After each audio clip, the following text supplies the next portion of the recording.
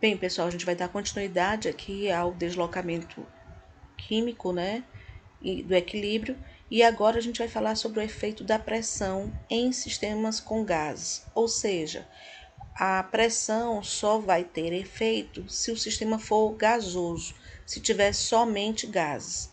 Então, vamos imaginar a seguinte situação. Temos aqui a reação, né, da formação da amônia, onde nos reagentes eu tenho 4 mols de gases, 3 de hidrogênio, 1 de nitrogênio, formando 4 mols. E apenas 2 mols do gás de amônia. Então, se ocorre um aumento da pressão no sistema, qual vai ser o efeito com isso? Vamos imaginar a seguinte situação: você tem um balão, né? E aí você já aperta, vamos imaginar um balão já apertado, não totalmente ao meio, mas mais para uma extremidade do que para outra. Quando você tem um balão que você aperta mais uma extremidade do que a outra, um lado vai ficar mais volumoso que o outro, concordam comigo? Então vamos imaginar a seguinte situação: você já está com esse balão, vamos dizer assim, pressionado de um lado mais próximo da extremidade do que o outro. E aí você agora vai fazer com a outra mão uma pressão do lado de maior volume. O que vai acontecer? Quando você pressionar o balão do lado do maior volume, a tendência dele é então aumentar e tentar escapar dessa pressão, né? Indo para o lado de menor volume, que é justamente o princípio de Le Chatelier, né? É tentar escapar da perturbação. Então, quando eu aperto do lado do maior volume, a tendência é escapar indo para o lado de menor volume. Então, o deslocamento vai sempre para o lado de menor quantidade de gases. No caso aqui, para o lado da amônia. Se houver um aumento de pressão, ele se desloca para menor quantidade. E aí a gente vai ver só pela quantidade de mols, dá para perceber, né? E se eu diminuir a pressão, o que é que acontece? Vamos lá. O mesmo balão apertado da mesma forma para um lado mais extremo, né, do que o outro. Então, quando eu tiro a pressão do lado que eu já estava fazendo, do lado de maior volume, agora eu estou tirando essa pressão do lado de maior volume. O que vai acontecer? Bem, se antes ele estava escapando para o lado de menor volume, na hora que eu tiro a pressão do lado do maior volume, eu abro a minha mão do lado, desse lado, volta novamente a ocupar o lado de maior volume. Então, nesse sentido, quando eu diminuo a pressão, o deslocamento será para a maior quantidade de gases. Então, aqui seria no sentido da formação, né, do hidrogênio e do nitrogênio. Ok, pessoal? Regra geral para a pressão. Se eu aumentar a pressão, o equilíbrio se desloca, né, para o menor volume. E aí, como eu estou falando, vocês têm que prestar atenção aonde? Na quantidade de mols de um lado dos reagentes e do outro lado do produto. Se houver uma diminuição da pressão, ele vai se deslocar o equilíbrio para o maior volume, ok? Pessoal, a gente vai falar agora sobre o efeito da concentração. Mas para falar do efeito da concentração, eu tenho que falar um pouco antes sobre a dedução da constante de equilíbrio, para vocês entenderem melhor o momento da concentração. Então, vamos imaginar o seguinte: eu tenho aqui uma reação química, e aí eu tenho do lado de A mais B, dando C mais D, nesse sentido, a velocidade da minha reação direta. E no sentido inverso, a velocidade da minha reação inversa. Então, para calcular a velocidade da reação, a gente sempre vai pegar uma constante. Essa constante é a constante da velocidade e ela depende da reação em si, né, e da temperatura. Aí, no caso, ela sempre vai ser multiplicada, colocada em relação ao seu reagente. Vamos ver aqui. Eu tenho, nesse sentido, da esquerda para a direita, eu tenho a minha velocidade direta. Então, a velocidade direta é igual a uma constante multiplicada pela concentração dos seus reagentes elevados a seus expoentes, né? Que aqui são justamente aqui os índices, né? Em relação, na verdade, os coeficientes estequiométricos. E aqui a velocidade da reação inversa vai ser a constante. Imaginando agora que no sentido inverso, o C mais D será meus reagentes. Então, eu tenho a constante multiplicada pelos meus reagentes da minha reação inversa, elevado aos seus coeficientes, né, estequiométricos. Quando eu igualo, na situação de equilíbrio, a gente viu que as velocidades diretas e inversas se igualam. Então, eu vou igualar essas duas expressões, ok? E aí, eu vou depois dividir uma pela outra. Então, K1, esse K2 aqui dessa constante, ele vem e divide para cá, ó. Divide. E aqui, o A mais B passa dividindo para o outro lado. Então, K1 dividido por K2 e CD dividido por AB. E aí temos essa reação aqui, essa equação final. E aí você sabe que uma constante dividida por outra constante é igual a uma constante. E aqui temos então a nossa constante de equilíbrio. O efeito da concentração dos reagentes, como é que se dá agora? Eu tenho dois tipos de açúcar, a glicose e a frutose, uma se transformando na outra. E aí, vamos pensar aqui no caso, como se fosse então uma reação da glicose para a frutose, fosse a minha reação direta.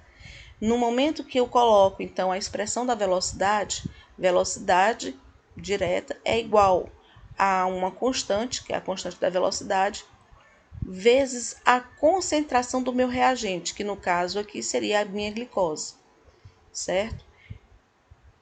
E aqui eu tenho a velocidade inversa, que é a constante da reação, vezes o meu reagente no sentido inverso, que seria a minha frutose. Pessoal, se eu aumentar a quantidade de glicose, se eu aumentar, adicionar mais glicose, o que é que vai acontecer?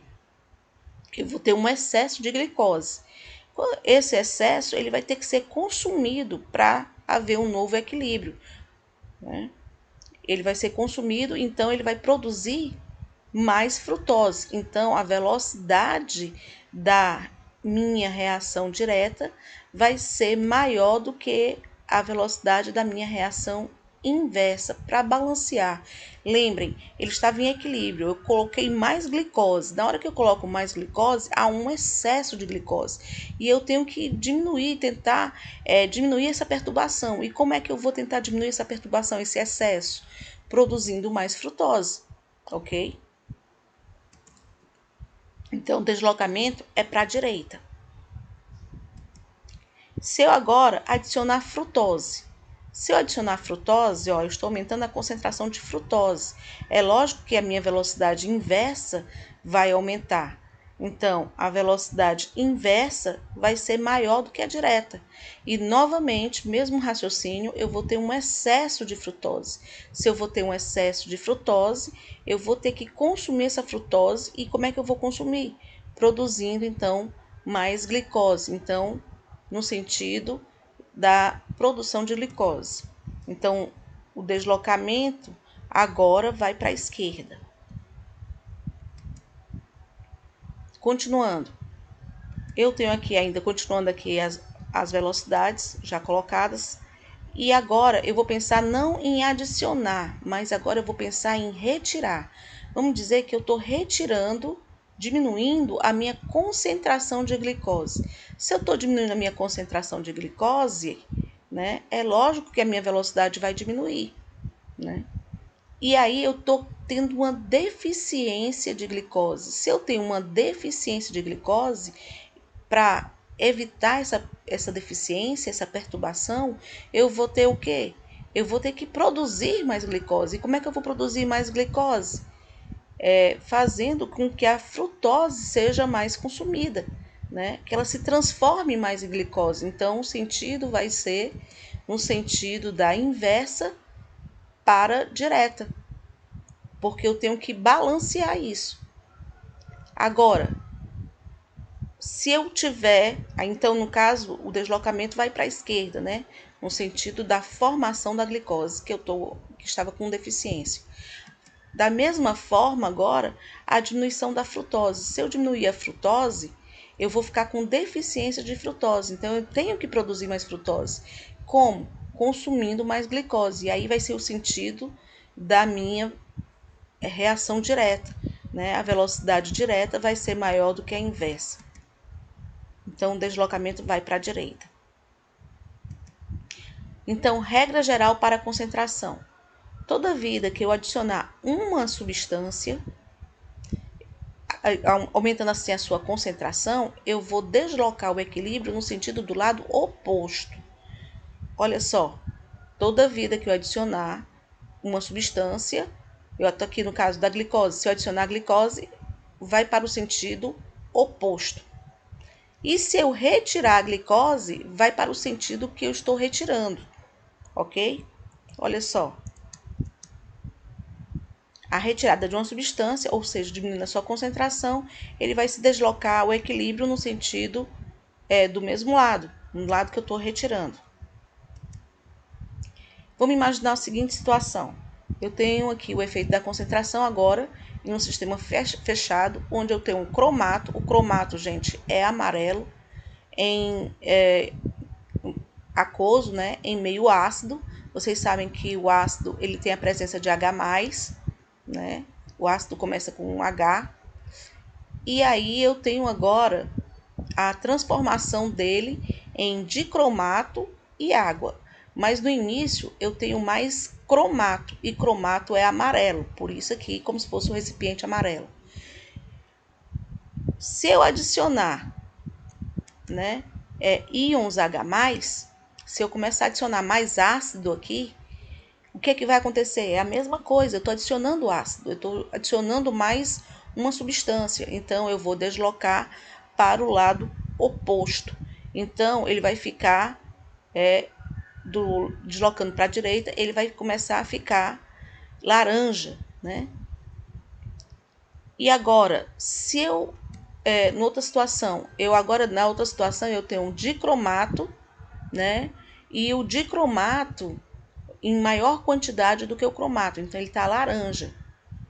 E aí, nessa situação, eu vou adicionar OH, íons OH. Mas cadê os íons OH? Não tem em nenhum lado, né? Então, se eu adicionar OH, o que é que acontece? Primeiro, a gente tem que entender que OH é um meio alcalino, né? É uma base. E que a água, ela é formada de H+ e OH. Então, se eu estou adicionando OH, o que é que eu estou fazendo aqui? Adicionando OH, eu estou indo para o lado oposto. Então, quer dizer que eu estou formando água. Gente, se eu estou formando mais água, voltamos para a minha reação principal. Se eu estou formando mais água, a tendência é ir para o lado oposto. Então, vai ficar amarelo, né? Vai se deslocar para a esquerda e vai começar a ficar mais amarelo, tá? Agora, pessoal, eu vou falar sobre o catalisador, né? O catalisador, ele não desloca equilíbrio, mas a gente tem que ter uma ideia primeiro. O que é um catalisador? O catalisador, ele quer dizer um estimulante, tá? O catalisador, ele vai estimular para que a reação aconteça. Ele vai acelerar a reação. É isso que o catalisador faz. Mas o que é mesmo um catalisador? É uma substância que vai estar a gente pode adicionar na reação química, só que ele não vai participar, ele não vai ser um reagente, ele não vai ser consumido na reação, ele vai estar lá e vai sair do mesmo jeito que entrou, só que ele vai, vamos dizer assim, empurrar, ele vai acelerar a reação, ok? Então aqui eu tenho aqui uma reação A mais B dando C mais D, e aí é uma reação que exotérmica, né, com ΔH negativo. E aqui nós temos o velho gráfico, né, de entalpia.